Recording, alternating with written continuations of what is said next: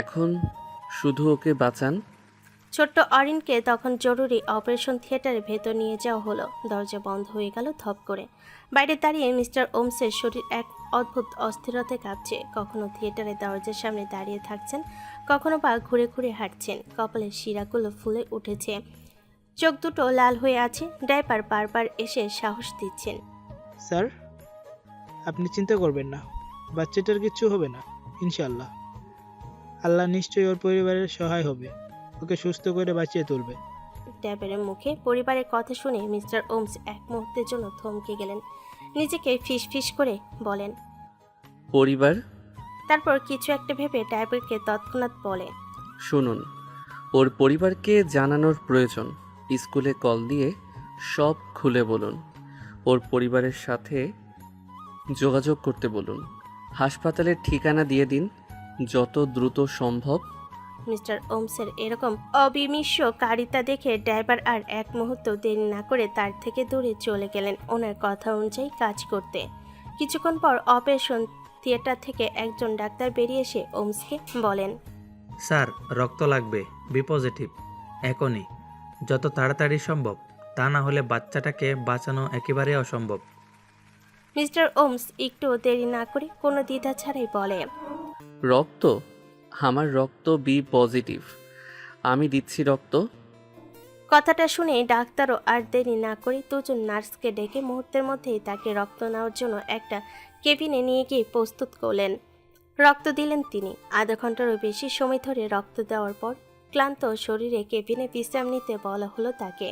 তিনি সিটের মধ্যে হেলান দিয়ে শুয়ে আছেন, কিন্তু তার চোখ বারবার চলে যাচ্ছে নিজের কেবিনের সামনে অপারেশন থিয়েটারের দরজার পানে। এক অচেনা শিশু, অথচ কি অদ্ভুত এক টান অনুভব করছেন তিনি, যেন কোথাও গভীরে অজানা এক সম্পর্ক লুকিয়ে আছে তাদের মধ্যে, যেটা হয়তো জন্মান্তরের। কিন্তু বেশিক্ষণ আর তার হাসপাতালে থাকা হলো না। তার ফোন বেজে উঠল। জরুরি কল, যেতে হবে। ভেতরে মনটা অস্থির আর দ্বিধা ভরা হলেও তিনি জানেন দেরি করা যাবে না, এই মুহূর্তে তাকে বের হতে হবে। তবে হাসপাতাল ছাড়ার আগে মিস্টার ওমস নার্সকে ডেকে নরম অথচ কৃতিত্বপূর্ণ কণ্ঠে বললেন। শোনো, বাচ্চাটার দিকে বিশেষ খেয়াল রাখবে। যতক্ষণ না তার পরিবার এসে পৌঁছাচ্ছে তুমি দায়িত্ব নেবে। কোনো কিছুর দরকার হলে এই নম্বরে যোগাযোগ করবে। নার্স বিস্মিত চোখে তাকিয়ে আছে, আর তিনি তার বিয়ের ভিজিটিং কার্ডটা তার হাতে ধরিয়ে দিলেন। তারপর একবারও পেছনে না তাকিয়ে বিল কাউন্টারের দিকে এগিয়ে গেলেন। কাউন্টারে বসা বিল অফিসার মেয়ে কাগজে চোখ রেখে বলল। স্যার, বিল মিটিয়ে দেওয়া হলো, শুধু এখন আপনার নামটা বলুন। মুহূর্তখানেক চুপ করে দাঁড়ালেন তিনি, তারপর গম্ভীর স্বরে উচ্চারণ করলেন। এরপর অমিত দ্রুত পদক্ষেপে করিডোর পার হতে লাগলো। পিছনে ড্রাইভারের হাতের ফোনে রিং বেজে উঠলে তিনি অমিতের পানে মোবাইল বাড়িয়ে দিতে সে মোবাইলটা হাতে নিয়ে কানে তুলে নেয়। কণ্ঠে তখন তার দৃঢ়তা, চোখে যেন অনন্ত গোপন ঝড়। কথা বলতে বলতেই হাসপাতালের বহির্গমনের পথে হারিয়ে গেল সে। পিছন থেকে বিল অফিসার মেয়েটি বিস্ময় চোখে তাকিয়ে আছে আর নিজের মধ্যে ফিসফিস করছে। কি অ্যাটিটিউড রে বাবা! তবে ওনার চেহারার সাথে এই ব্যক্তিত্বটা একেবারেই মানানসই। অন্যদিকে আজিনের কানে ততক্ষণে খবরটা পৌঁছে যায়, আর খবর পেয়ে ছুটে আসা তার চোখে আতঙ্ক আর অশ্রু। হাসপাতালে করিডোরে ঢুকে রিসেপশনে এসে কাঁপা কণ্ঠে জিজ্ঞেস করে। আমার মেয়েকে কোথায় রেখেছেন? নাম নাম অরিন হুসাইন। রিসেপশনিস্ট শান্ত স্বরে বলে। চিন্তা করবেন না ম্যাম, আপনার মেয়ে এখন চিকিৎসাধীন, কেবিনে রাখা হয়েছে, সে নিরাপদে আছে। আজিনের চোখ বেয়ে ঝরতে লাগলো টলমলো অশ্রু। বুকের ভেতর কেবল একটাই শব্দ ধ্বনিত হচ্ছে। আমার মেয়ে ঠিক আছে তো? ঠিক আছে তো আমার অরি? সে দৌড়ে গেল কেবিনে। তার মেয়েকে রাখা হয়েছে সেটার পানে। তার চোখ খুঁজছে তার মেয়েকে। প্রতিটি ধাপের সাথে হৃদস্পন্দনে আরো জোরে পাচ্ছে। আমার মেয়ে ঠিক আছে তো? মেয়ের কেবিনের সামনে এসে আজিন। কেবিনের ছোট্ট সাদা সিটে শুয়ে আছে ছোট্ট অরিন, হাতে স্যালাইন, মাথায় ব্যান্ডেজ। আজিন অশ্রুসিক্ত চোখে ধীরে ধীরে মেয়ের পানে এগিয়ে আসে, মেয়ের মাথার পাশে দাঁড়ায়। নির্বাক চোখে একটু সময় মেয়ের মুখের পানে তাকিয়ে থাকে। অতঃপর অবচেতন মেয়ের কপালে পরম যত্নে ছুঁয়ে দেয় নিজের ঠোঁট। খানিকটা সময় পর চেয়ার টেনে সে মেয়ের মাথার পাশে বসে। মেয়ের কপালে হাত বুলিয়ে দিতে দিতে অঝরে কাঁদতে থাকে। বুকের ভেতর ভয় আর মেয়েকে নিতে আসতে না পারার অপরাধবোধ একাকার হয়ে গেছে। কিছুক্ষণ পর সেই নার্সটি আসে, যাকে অমিত অরিনের তদারকি করার দায়িত্ব দিয়ে গিয়েছে। পিছন থেকে নার্স মেয়েটি আজদিনের অবস্থা দেখে তাকে নরম গলায় বলে, আপনি চিন্তা করবেন না ম্যাম, অপারেশন ভালোভাবে সম্পন্ন হয়েছে। আপনার মেয়ে এখন সেফ জোনে আছে। আজিন মাথা তুলে চোখ মুছে নার্সের পানে তাকিয়ে তাকে কৃতজ্ঞতা জানালো। তারপর হঠাৎ কিছু একটা ভেবে প্রশ্ন করে, কিন্তু আমার মেয়েকে এখানে কে নিয়ে এসছে আপনি কি কিছু জানেন? নার্স একটু ভেবে মৃদু স্বরে উত্তর দিল, একজন ভদ্রলোক, উনি আপনার মেয়েকে এখানে নিয়ে এসেছেন। বিলটাও উনিই পরিশোধ করেছেন। খুব অস্থির ছিলেন, কিন্তু শেষমেশ ফোনে কারো ডাকে তাকে চলে যেতে হলো। শুনে আজিনে মনে হতে লাগলো কারো কাছে এক বিশাল ঋণী হয়ে গেল সে, অথচ যার জন্য এই কৃতজ্ঞতা তাকে এক ঝলকও দেখা হলো না। তবে সে যেন অবচেতনে আরো কিছু শুনতে চায়। ফিসফিস করে জিজ্ঞেস করে, ওনার নামটা বলেছিলেন কি? নার্স হালকা হাসলো। বিল দেওয়ার সময় বলেছিলেন বটে, তখন দূর থেকে শুনেছি। ঠিক শুনেছি কিনা জানি না, উনি হয়তো বললেন অমিত শিকদার। নামটা কানে আসতেই আজিন মুহূর্তে নির্বাক হয়ে গেল। তার শরীর হঠাৎ কেঁপে উঠল, ঠোঁট শুকিয়ে এলো, বুকের ভেতর ঢেউ খেলে গেল এক অচেনা আতঙ্কের। সে দাঁড়িয়ে পড়ল। এ নামটা তো তার অচেনা না, এ নামটা তো তার জীবনের অতীত, যার থেকে সে পালিয়েছে, যে মানুষটাকে ভুলে থাকতে চেয়েছিল দিনরাত দীর্ঘ 6টা বছর। এসব ভেবে সে নিজের মধ্যে নিজে বিড়বিড় করে, না না না, এটা কাকতালীয় ছাড়া আর কিছুই না। যিনি আমার মেয়েকে রক্ত দিয়ে বাঁচালেন তিনি হয়তো অন্য কেউ, উনি নন। কিন্তু যদি যদি উনি হন তবে? তার ভেতরটা যেন শূন্য হয়ে আসছে। বুক কেঁপে ওঠা হৃদয় নিয়ন্ত্রণ করতে করতে আজিন কাঁপা কণ্ঠে ফিসফিস করে নার্সকে জিজ্ঞেস করে, উনি কেমন আছেন? মানে দেখতে কেমন? আজিনের চেয়ারের অস্থিরতা নার্সের চোখে স্পষ্ট ধরা পড়ল।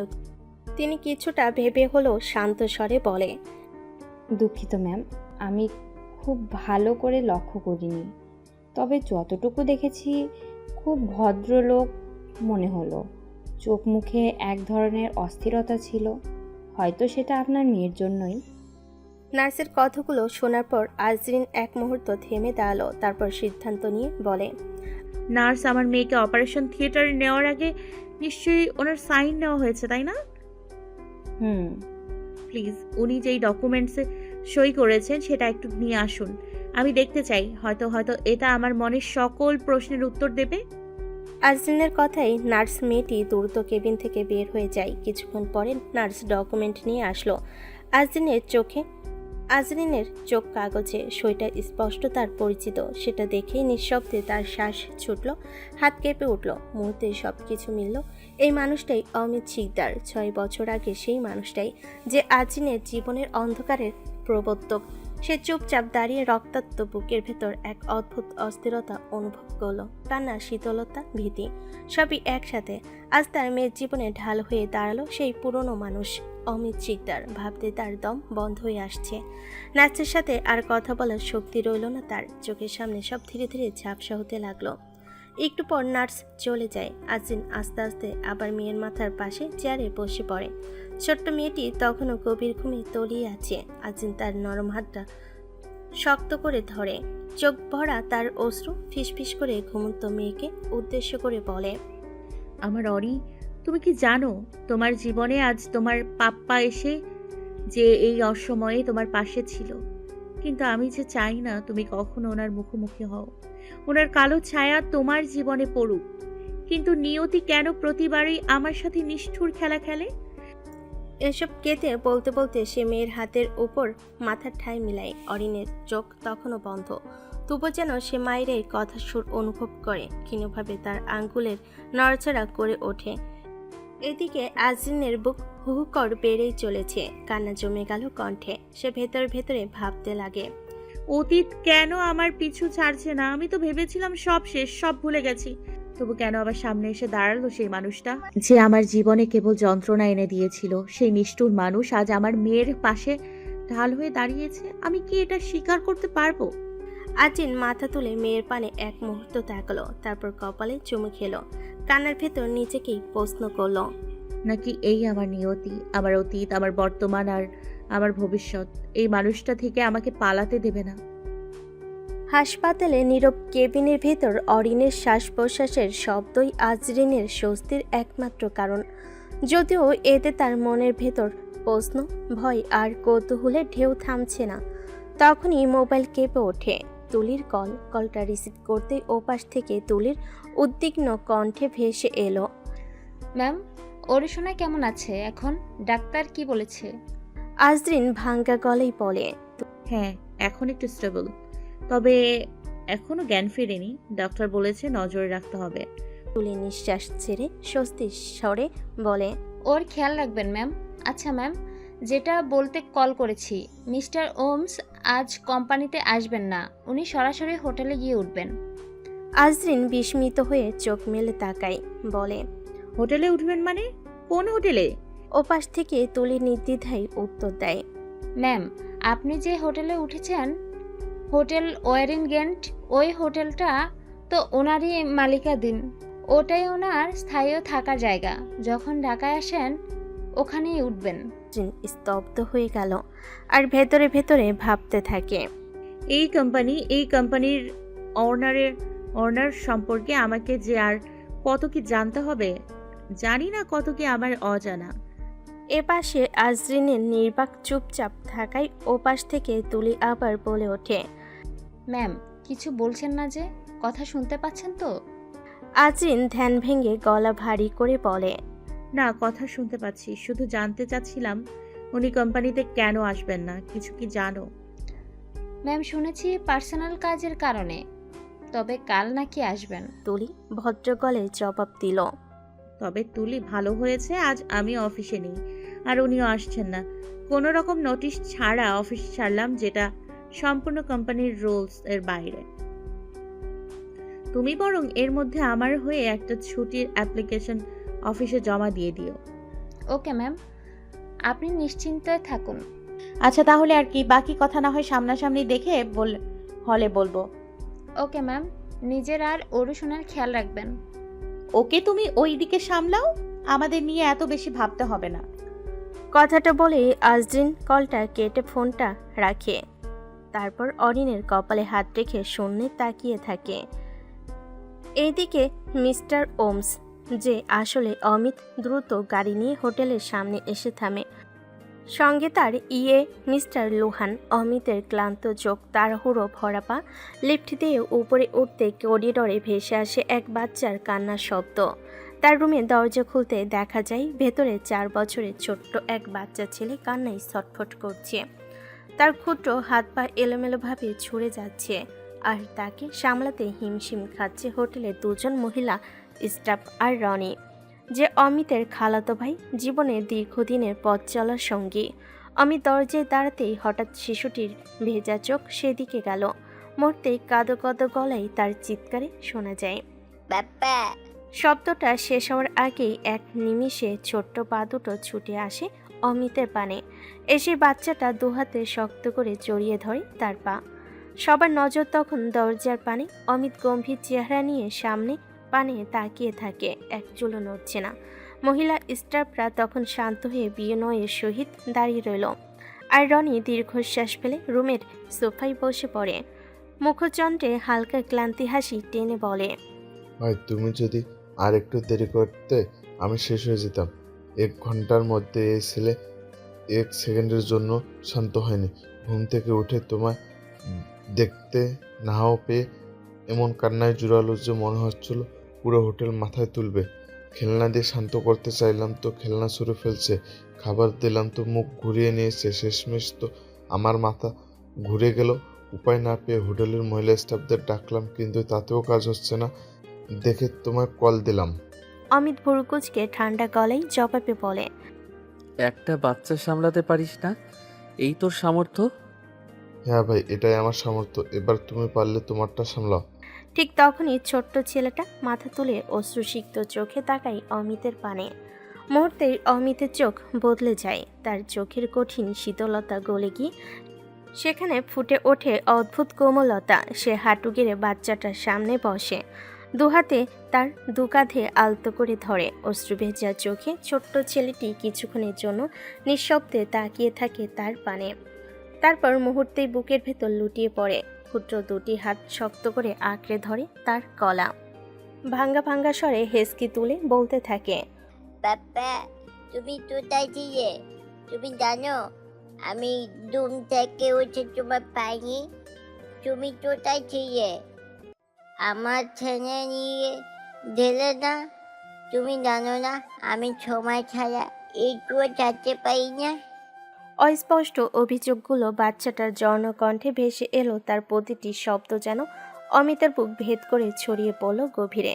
সে বাচ্চাটাকে বুকের সঙ্গে আরো শক্ত করে চেপে ধরে, চোখ বন্ধ করে মুহূর্তের জন্য নিজের নিঃশ্বাস চেপে রাখে, অতঃপর কপালে চুমু দিয়ে মৃদুস্বরে বলে, শান্ত হও বাবা, আমি তো এখন তোমার কাছে, আর কোথাও যাচ্ছি না পাপ্পা। তোমায় কথা দিচ্ছি, আমি তোমার কাছেই থাকছি। অমিতের হাতের উষ্ণ পরশ আর সান্ত্বনার কণ্ঠে বাচ্চাটা ধীরে ধীরে শান্ত হয়ে এলো। হেসকি থেমে গেল, ক্লান্ত মাথাটা গিয়ে ঠেকলো অমিতের কাঁধে, আর অমিত তাকে কোলে তুলে নিয়ে দাঁড়িয়ে পড়ে। এক হাতে তাকে আঁকড়ে ধরে আরেক হাতে তার পিঠে হাত বুলাতে থাকে। ধীরে ধীরে কান্নায় কাতর ক্লান্ত বাচ্চাটা ঘুমিয়ে পড়ে, কিন্তু তখনও তার ছোট্ট হাত শক্ত করে ধরে আছে অমিতের গলা, যেন আর কোনোদিন ছাড়বে না। রনি বসে আর সবাই নিঃশব্দে দাঁড়িয়ে তাকিয়ে রইল সেই দৃশ্যের পানে। সবাই যেন একসাথে মনে মনে ভাবছে, যে মানুষটাকে সবাই কঠোর অহংকারী আর রুক্ষ বলে জানে, সেই মানুষটাই এখন এই ছোট্ট ছেলেটির কাছে পৃথিবীর সবচেয়ে কোমল আশ্রয়। অমিত বাচ্চাটাকে আস্তে করে কোলে নিয়ে বিছানার পানে এগিয়ে আসে, নিঃশব্দে পদক্ষেপে তাকে শুইয়ে দেয় নরম বালিশে, তারপর আলতো করে বুক পর্যন্ত কম্বল টেনে দেয়। বাচ্চাটার মুখে তখন শান্ত ঘুমের আভা, অথচ অমিতের ঠোঁট শক্ত, চোখে গম্ভীর দৃষ্টি। সে স্টাফদের পানে তাকিয়ে তাদের উদ্দেশ্যে গলা নামিয়ে বলে, আপনারা এখন আসতে পারেন। কথাটা কানে যেতেই স্টাফরা বিনয়ের সাথে নীরবে রুম থেকে বেরিয়ে যায়। এরপর অমিত নিজেই এর দিকে তাকিয়ে ঠান্ডা স্বরে বলে, লোহান, তুমিও এখন যেতে পারো। কোনো প্রয়োজন হলে আমি তোমাকে জানাবো। Okay sir.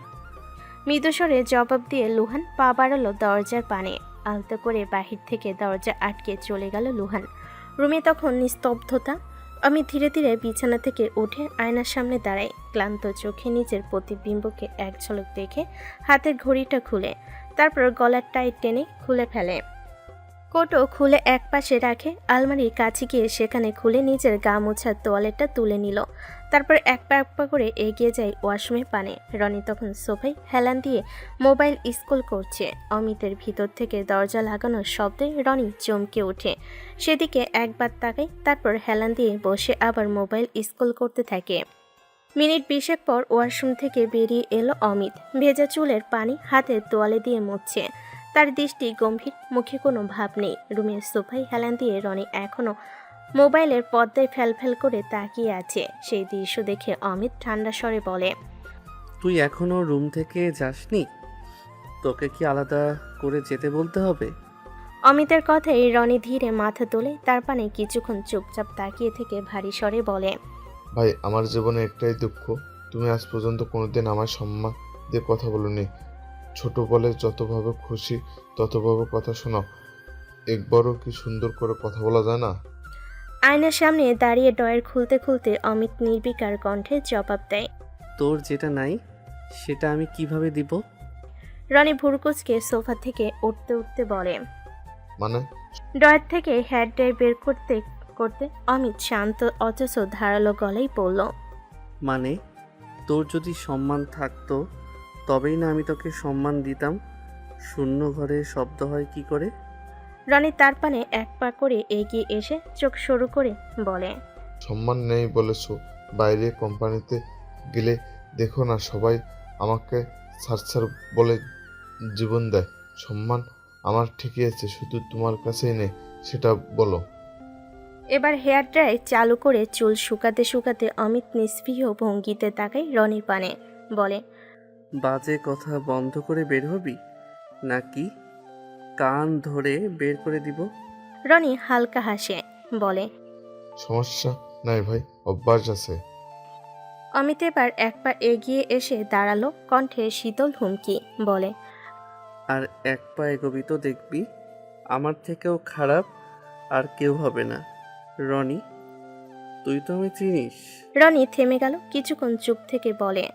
ভাই যদি কথাটা শেষ করার আগেই অমিত খ্যাপা ভঙ্গিতে তেড়ে যায় রনির পানে, বলে। তোকে তো। রনি হাস্যোজ্জ্বল মুখে পিছু হটে, তারপর হাত দুটো তুলে আত্মসমর্পণের ভঙ্গি করে হেসে বলে। যাচ্ছি ভাই, যাচ্ছি, রাগ করো না। মাঝে মাঝে মনে হয় আমি যেন আসামি আর তুমি আমার রিমান্ডে রেখেছো। এসব বলতে বলতে ধীরে দরজার দিকে এগিয়ে যায় রনি। রুম থেকে বের হওয়ার সময় দরজা চুপচাপ বন্ধ করে দেয়। ভেতরে এখন আর কোনো শব্দ নেই, শুধু শিশুর শান্ত নিঃশ্বাস আর অমিতের নিঃশব্দ পদচারণার প্রতিধ্বনি।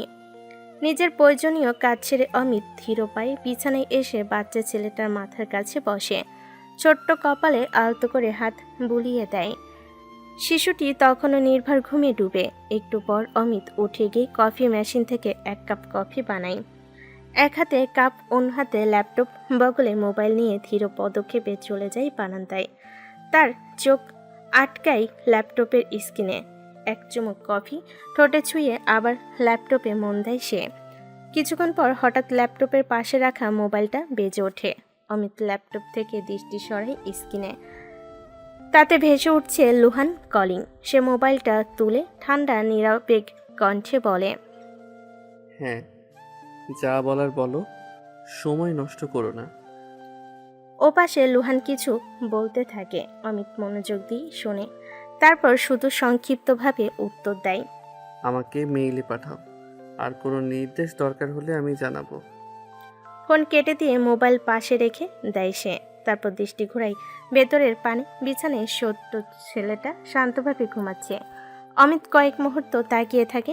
গম্ভীর মুখে কোনো অভিব্যক্তি ফুটে না, তবে চোখের গভীরে যেন অচেনা কোমলতা ঝলক লুকিয়ে থাকে বাচ্চাটার প্রতি। বিকেলের পানে হাসপাতালে কেবিনটা তখন শান্ত। জানালার ধারে দাঁড়িয়ে ফোনে কথা বলছে আজরিন। হঠাৎই শয্যা থেকে ক্ষীণ কাতর কণ্ঠ ভেসে আসে। মাম্মা, মাম্মা। মুহূর্তেই আজরিনের চোখ সেদিকে যায়। বুক ধক করে ওঠে। দেখে অরিনের চোখের পাতা কাঁপছে, ঠোঁট নড়ছে, ক্ষুদ্র আঙ্গুলগুলো হালকা নড়ছে। অরি, চিৎকার দিয়ে মেয়ের পানে ছুটে যায় আজরিন। বিছানার পাশে বসে মেয়ের মাথায় হাত বুলাতে বুলাতে উদ্বিগ্ন কণ্ঠে বলতে থাকে। আমার মিষ্টি মেয়ে, তুমি ঠিক আছো? মাম্মা এখানে আছে, ভয় পেও না। অরিনের ঠোঁট কেঁপে ওঠে, চোখ আধো খোলা হয়ে আবার বন্ধ হয়ে যায়। আজরিনের বুকের ভেতরটা হু হু করে ওঠে। সে দ্রুত দরজার পানে ছুটে যায়, ডাকতে থাকে। ডাক্তার, নার্স কেউ আছেন? প্লিজ তাড়াতাড়ি আসুন। তার কণ্ঠে অস্থিরতা ভরে ওঠে। কয়েকবার ডাকার পরে অরিনের দেখভাল করা নার্স ছুটে আসে। অরিনের শরীরে প্রতিক্রিয়া দেখে নার্স দ্রুত ডাক্তারকে খবর দেয়। অল্পক্ষণের মধ্যেই এক ডাক্তার প্রগল্ভ ভঙ্গিতে ঢুকে এলেন, হাতে স্টেথোস্কোপ, চোখে তীক্ষ্ণ মনোযোগ। দ্রুত ভিপি পালস, হার্টবিট চেক করতে থাকে। আজরিন শ্বাসরুদ্ধ কণ্ঠে জিজ্ঞেস করে। ডাক্তার, আমার মেয়ে ঠিক আছে তো? কিছু হবে না তো? ডাক্তার ভুরু কুঁচকে আজরিনের পানে তাকাই শান্ত স্বরে বলে। ম্যাম, দয়া করে আপনি এত হাইপার হবেন না। আপনার মেয়ে সম্পূর্ণ বিপদমুক্ত ও সাড়া দিচ্ছে, এটা খুব ভালো লক্ষণ। আজরিনের বুকের ভেতরটা যেন স্বস্তির নিঃশ্বাসে ভরে ওঠে। ততক্ষণে ধীরে ধীরে চোখ মেলে তাকায়, নিস্তেজ দৃষ্টিতে চারপাশ দেখতে চেষ্টা করে। আজরিন তৎক্ষণাৎ ঝুঁকে এসে ফিসফিস করে বলে। আমি এখানে আছি সোনা, মাম্মা এখানে। ডাক্তার আজরিনের পানে তাকিয়ে আরো নরম কণ্ঠে বলেন। ওকে বিশেষ যত্নে রাখতে হবে। খাওয়া দাওয়ার সময়, ওষুধের রুটিন সব কিছু নিয়ম মাফিক মানতে হবে। চিন্তার কিছু নেই, তবে অসাবধানতাও চলবে না। ডাক্তার প্রয়োজনীয় নির্দেশনা দিয়ে নার্সকে কিছু নোট লিখে দেন, তারপর শান্ত ভঙ্গিতে বেরিয়ে যায়। আজরিন মেয়ের পাশে বসে পড়ে। একটু পর নার্সও বিদায় নিয়ে চলে যায়। ভেতরের কোমল আলো হাসপাতালের জানালা বেয়ে কেবিনের ভেতর ঢুকে পড়ছে। নিস্তব্ধ পরিবেশে শুধু স্যালাইনের ফোঁটা ঝরে পড়ার শব্দ। সারা রাত মেয়ের মাথার পাশে বসে থাকতে থাকতে আজনির চোখ লাল হয়ে উঠেছে, মুখে ক্লান্তির ছাপ স্পষ্ট। রাতে কখনো ঘুমের ঝাঁকুনিতে শরীর হেলে পড়ছে, আবার হঠাৎ চমকে উঠে তাকিয়েছে অরিনের পানে। মনে হচ্ছিল চোখের আড়াল খুলে সে মেয়েকে হারাবে। রাতে মাহতাবের কল আসে, তার গুগলি শোনার কথা জানতে চাইলে আজরিন বানোয়াট গল্প শুনিয়ে দেয়, যদিও কখনো চিত্র বলেছে। ভাইয়াকে একবার জানিয়ে দেই ওনার গুগলি শোনার আসল খবর। কিন্তু কখনোই বুকের ভেতরের আরেকটা কণ্ঠ কঠিন হয়ে বলছে, না, কিছু বলা যাবে না, শুনলেই চিন্তায় ভেঙে পড়বে ভাইয়া। সুদূর রাজশাহী থেকে গাড়ি নিয়ে প্রগতিতে ছুটবে ঢাকায়। এভাবে রাত কেটেছে। মেয়েটা এখন গভীর ঘুমে। রাতের শিফটে নার্স জানিয়েছে, ডাক্তার বলেছেন চিন্তার কিছু নেই, আপনার মেয়ে সেফ, চাইলে কাল ওকে বাসায় নিয়ে যেতে পারে। সে কথাই আজদিন কিছুটা স্বস্তি পেয়েছিল বটে, কিন্তু মেয়েকে নিয়ে মনের ভেতরে ভয় কমেনি একটুও। হঠাৎ কেবিনে দরজা খুলে ভেতরে আসে সকালে নার্স মেয়ে, হাতে একটা ট্রে, তাতে কিছু ওষুধ আর এক গ্লাস পানি। মেয়েটি নীরবে টেবিলে রাখে সেগুলো। স্যালাইনের পানে তাকিয়ে দেখে সেটি শেষ হয়ে এসেছে, তাই সেটাকে খুলতে খুলতে আজরিনকে নরম গলায় বলে, ম্যাম, বাবু ঘুম থেকে উঠলে সময় মতো ওষুধগুলো খাইয়ে দেবেন। আজরিন মাথা নেড়ে সায় দেয়। নার্স মেয়েটি আবার জিজ্ঞেস করে, আজই তো ওকে বাসায় নিয়ে যাচ্ছেন তাই না? সেটাই ভাবছি। উত্তরে আস্তে জবাব দেয় আজরিন। ভালোই হবে, তবে খেয়াল রাখবেন ওকে বাসায় নিয়ে যাওয়ার পর একটু চোখে চোখে রাখার চেষ্টা করবেন। নিজের কাজ সেরে কথাগুলো বলার মাধ্যমে নার্স হালকা হাসি দিয়ে দরজার পানে পা বাড়ায়। ঠিক তখনই হঠাৎ থেমে দাঁড়ায়, পিছু হটে আজরিনের পানে তাকায়। কণ্ঠে একরকম দ্বিধা, তবুও আন্তরিকতা নিয়ে বলে, সত্যি বলছি ম্যাম, আপনার মেয়ে খুব ভাগ্যবান। কাল যদি ওই ভদ্রলোক সময় মতো ওকে হাসপাতালে নিয়ে না আসতেন, যদি ডাক্তারদের সঙ্গে তর্ক না জড়াতেন, ডাক্তারদের ভর্তি করাতে জোর না করতেন, রিস্ক নিয়ে নিজেই গার্ডিয়ান হয়ে সাইন না করতেন, সময় মতো নিজের রক্ত না দিতেন, তাহলে আজকের এই সকালটা হয়তো আপনার মেয়ের জন্য এরকম শান্ত হতো না। আজরিন নির্বাক কোনো উত্তর দেয় না, শুধু নিঃশব্দে নার্সের চোখের পানে তাকিয়ে থাকে, যেন নার্সের বলা প্রতিটা শব্দ তাকে নিজের মধ্যে রাখেনি। নার্স আরও বলে, এই তো রাতেও তিনি রিসেপশনে কল দিয়েছেন, আপনার মেয়ের খোঁজ নিয়েছেন, অনেক দুশ্চিন্তা করছেন মনে হয় আপনার মেয়েকে নিয়ে। এরকম আরও কিছু কথা বলে নার্স অবশেষে কেবিন থেকে বেরিয়ে যায়। কেবিনে আবার নীরবতা নেমে আসে। জানালা দিয়ে আসা আলো অরিনের শান্ত মুখে ছড়িয়ে পড়েছে। আজরিন স্থির হয়ে তাকিয়ে আছে মেয়ের পানে, অথচ ভেতরে মনে তোলপাড় করছে অনেক প্রশ্ন। উনি কেন এত কিছু করলেন আমার মেয়ের জন্য? কেন আমার মেয়ের বিপদটা ওনার সামনেই ঘটতে গেল? এত বছর ধরে যেই লোকের ছায়া থেকে বাঁচাতে মেয়েকে নিয়ে এত স্ট্রাগল, শেষে কিনা সেই লোকের ছায়াই আমার মেয়ের উপর কেন? আচ্ছা, উনি কেন এখনো আমার মেয়েকে নিয়ে ভাবছেন? আমার মেয়ের জায়গায় অন্য কেউ হলেও কি উনি ঠিক এভাবেই ভাবতেন?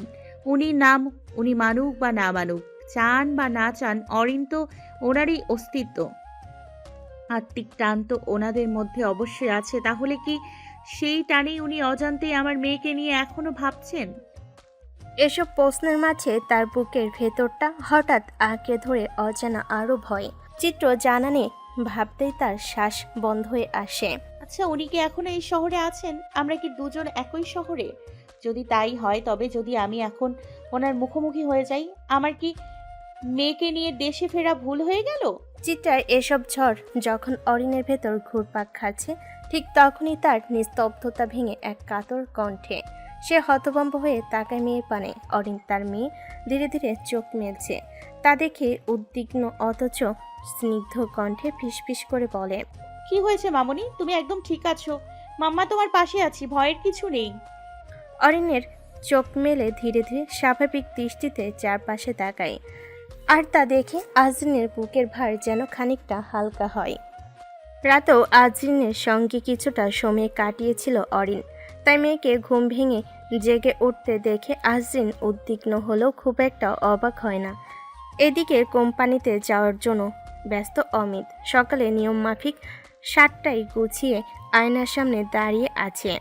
রনি অবশ্য অনেক আগেই তৈরি হয়ে অমিতের রুমে চলে এসেছে। এখন সে বিছানায় বসে বাচ্চাটার সঙ্গে খেলাই মেতেছে। বাচ্চাটার পেটে গুতাচ্ছে তো বাচ্চাটা খিলখিল করে হেসে উঠছে। তবে এই দৃশ্য অমিতের খুব একটা পছন্দ না। মাঝে মধ্যে কড়া গলায় রনিকে শুনতে হয়।